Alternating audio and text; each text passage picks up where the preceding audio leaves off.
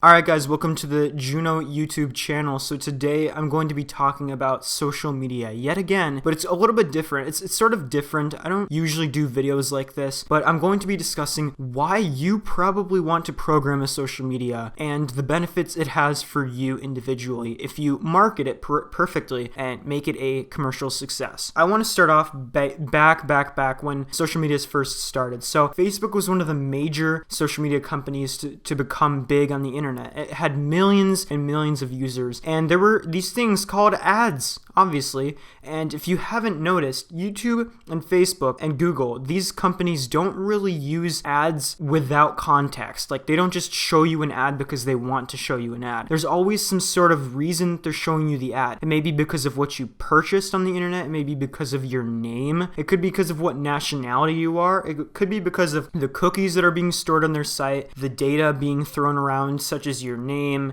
your car's color, crazy websites you visited. It could be pretty much anything. So if we take all of the ad customization preferences and we sort of start to look at them carefully, we realize, oh crap, that must mean there's a ton of ads. And not only are there a ton of ads on these sites, but there are a ton of posts. And of course, you know what a social media site is going to do with all of this data? You know what they're going to do with a ton of pictures of cats, a ton of pictures of beaches, a ton of pictures of guy telling you to go on his course? Well, they're going to sort it, and they're going to do it with something called big data. Now, if you aren't really interested in all this machine learning stuff, I would suggest clicking away. But I'm going to tell you exactly why social media is a race and why you need to get into it. So pretty much what big data is it's the accumulation of tons and tons. I'm talking billions and billions of images and videos even. It could be even maps too. It's basically, in this case, we're going to be talking about photos, but it's the mapping of photos to a computer's thought of what it pretty much is. So if I showed you an image of a cat and then I showed you an image of a car, I would tell the computer that this on the left is a cat and on this on the right is a car. The computer would realize, oh crap, that is a cat, that is not a cat. And so if you continue to show it images of cats and what are not cats, the computer will start to sort things out itself. And this is big data. So Instagram has the ability to hire hundreds and hundreds of Indian developers or some sort of developers from another country to work on their site in big data. They're going to take images that are posted and they're going to drag squares around what the computer wants to know what's in the image. Their job is to take images that you have taken and put boxes around the feature of the image and explain to a computer what something is and what something isn't. Now, the reason that this is so scary, super dangerous, and super far off, and the reason it is a race is because whoever can collect the most data first is the person with the most control of big data. Now, Facebook is currently the largest,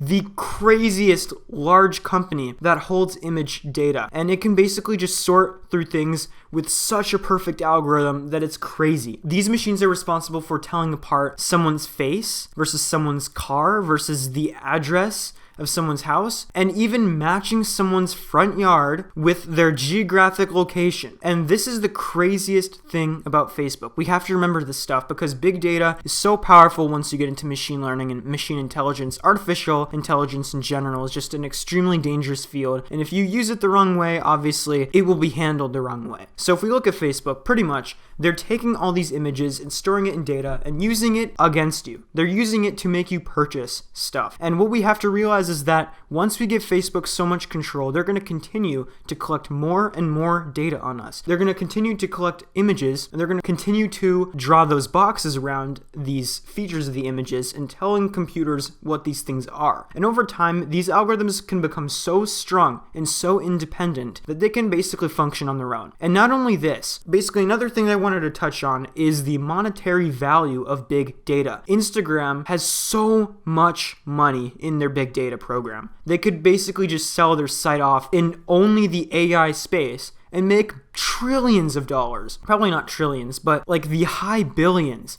They have so much image data that's matched already to these computers and stuff that it's worth a lot of money when you sell it off. And you have such good statistics. It has continued to condition the computers at Facebook and Instagram to understand images and their hierarchies and roots and all that stuff. So what I'm trying to tell you guys is that Facebook and Instagram are incredibly powerful and incredibly incredibly able to sell your data. And one thing that you need to remember is that you're giving them permission to do this. You sign consent, you're agreeing to their terms and conditions and all that stuff, and you're basically skipping the fine print that says, we will use your images for big data. We will basically sell this information for statistical monetary value. And people are saying, do they collect our information or do they not? Are they selling our information or are they not? It is not a question anymore. It is complete and utter proof. I personally got into machine learning a couple days ago. I've started learning about all these return values, all these like statistical reaches and these crazy hierarchical views and all that stuff. But none of this stuff is possible